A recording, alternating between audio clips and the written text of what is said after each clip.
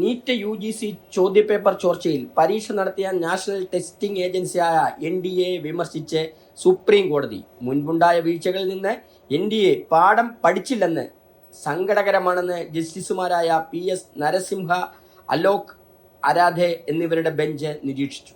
Medical പ്രവേശന നടത്തിപ്പിൽ NDAക്ക് പകരം മെച്ചപ്പെട്ട സംവിധാനം വേണമെന്നും ജുഡീഷ്യൽ മേൽനോട്ടത്തിൽ പുനർപരീക്ഷ നടത്തണമെന്നതുമടക്കം ആവശ്യപ്പെട്ടിട്ടുള്ള ഹർജികൾ പരിഗണിക്കുകയായിരുന്നു കോടതി. കേന്ദ്ര സർക്കാരിനും NDAക്കും CBIക്കും നോട്ടീസ് അയച്ച കോടതി വ്യാഴാഴ്ചയ്ക്കകം മറുപടി സത്യവാങ്മൂലം നൽകാൻ നിർദ്ദേശിച്ചു. കേസ് വീണ്ടും വെള്ളിയാഴ്ച പരിഗണിക്കും. ചോദ്യപേപ്പർ ചോർച്ച ആരോപണങ്ങൾക്ക് പിന്നാലെ നീറ്റ് UG പരീക്ഷ റദ്ദാക്കിയതോടെ federation of the Indian medical അസോസിയേഷനും യുണൈറ്റഡ് ഡോക്ടേഴ്സ് ഫ്രണ്ടും ഉൾപ്പെടെയുള്ളവർ സുപ്രീം കോടതിയെ സമീപിച്ചത്.